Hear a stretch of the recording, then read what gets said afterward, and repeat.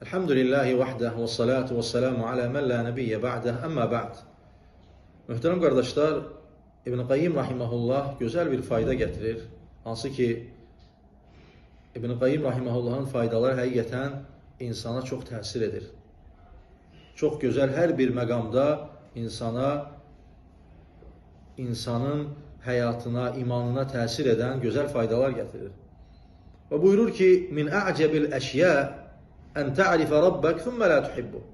Deyir, ən təəccüblü hallardan birisi də odur ki, bir insan Rəbbini tanıyır və onu sevmir. Və ən təsmə'ə da'ihi thumma tətəəxxaru anil icabə. Və deyir, onun çağırışını eşidir.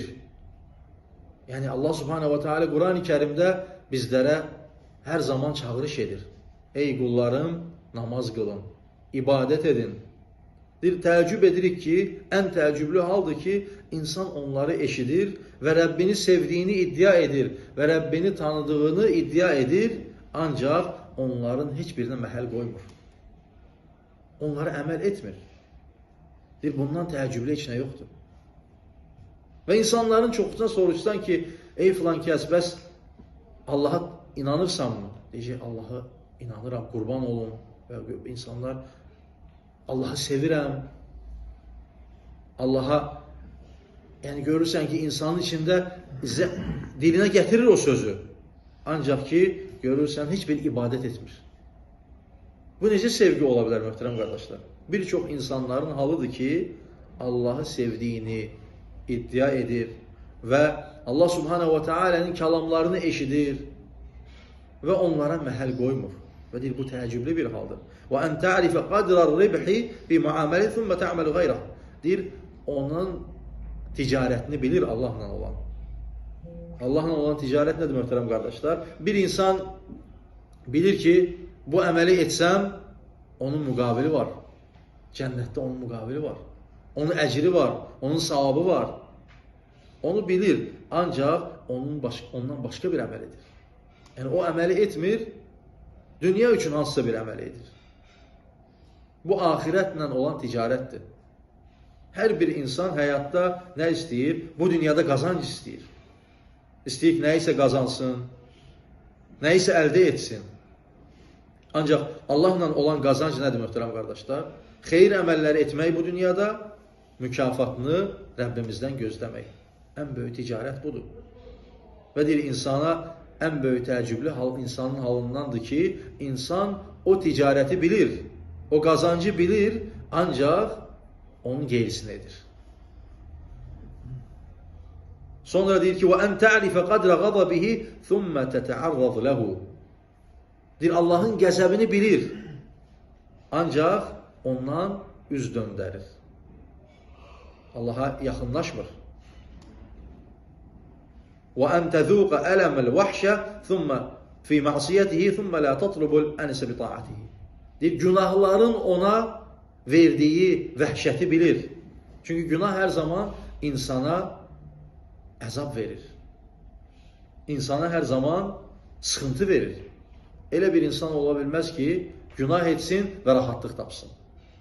Və deyir, insan təəccüblüdür ki, o günahı edir, o vəhşəti, o sıxıntını dadır və yenə də o günahlardan əl çəkmir. Və deyir, onu ibadətə dəyişmir, itaətə dəyişmir. Möhtərəm qardaşlar, insanı bu dünyada ən gözəl rahatlaşdıran nədir? İbadət, itaət, yəni Allaha yaxınlıq.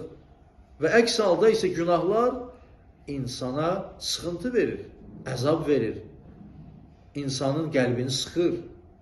Və Rəbbimiz Quran-ı Kərimdə nə buyurur? Ələ bi zikrillahi tatmainnul qulub. Məgər qəlbləri Allaha zikr etmək rahatlaşdırmır.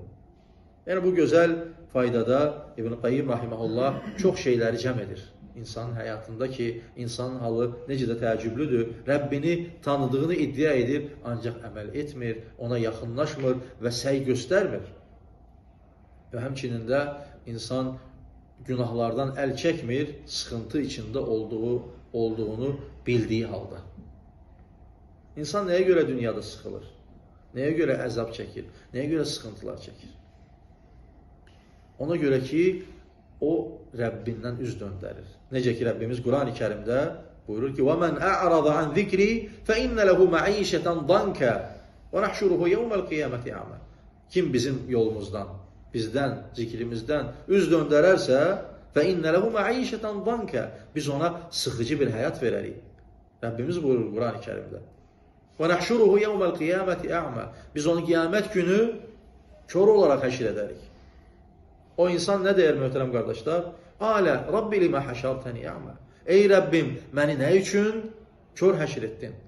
O qad kuntu basira. Mən deyir, dünyada görürdüm.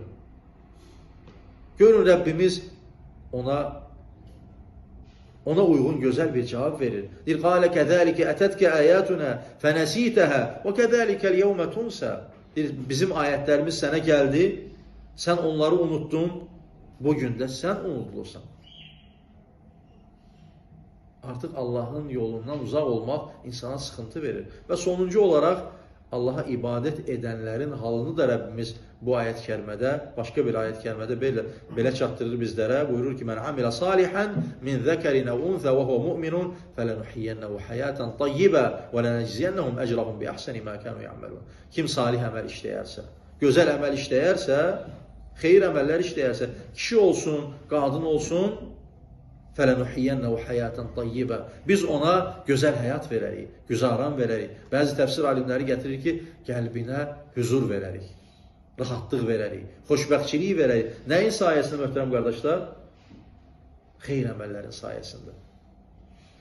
Və xeyir əməllər hər zaman insana səadət gətirir, xoşbəxtçilik gətirir və əks halda isə Allahın qəzəbinə səbəb olur, Allahdan uzaq olmaq. Allah subhanahu wa ta'ala hər birimizə eşitli faydalanlardan etsin. Allah subhanahu wa ta'ala hər birimizi doğru dini üzərində sabit etsin. Və sallallahu və səlləm alə nəbiyyina və həbibina.